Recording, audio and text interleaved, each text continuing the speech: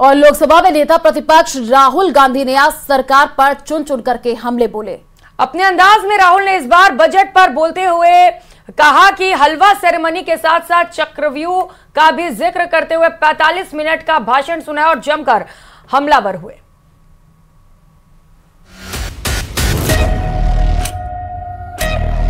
इक्कीसवीं सदी में सर एक नया चक्रव्यूह तैयार हुआ है, तो वो भी लोटस की शेप में है सर, और उसका चिन्ह प्रधानमंत्री जी अपनी छाती पर लगा के चलते। नहीं सर बोलने दीजिए। जो अभिमन्यु को चक्रव्यूह में फंसाया गया था वही हिंदुस्तान के साथ किया गया।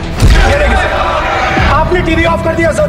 नो टीवी कोई ऑफ नहीं है सर। जब भी मैं उसको हटाना चाहता हूं मुझे ये करना है सर, वो हमको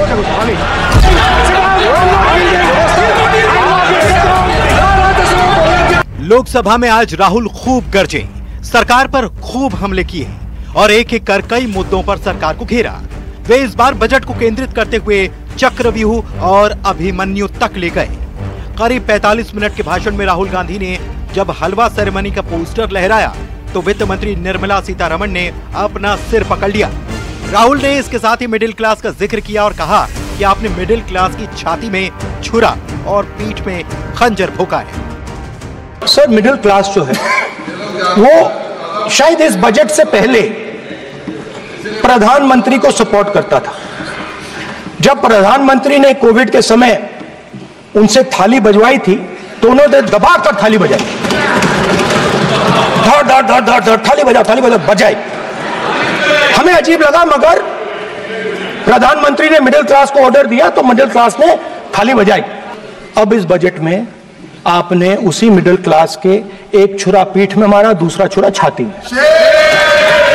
राहुल गांधी जाति जनगणना पर भी आए और कहा कि आपने ये जो चक्रव्यूह बना रखा है उसे हम तोड़ने जा रहे हैं और हम इस हाउस में जाति जनगणना पास करेंगे। और बटता किसको है? वही 2-3% और बाकी हिंदुस्तान 90% हिंदुस्तान देख। फाइनेंस मिनिस्टर मुस्कुरा रही हैं। कमाल की बात है, ये हंसने की चीज नहीं है मैडम, ये हंसने की बात नहीं है, ये जाति जनगणना है, ये जाति जनगणना है, इससे देश बदल जाएगा।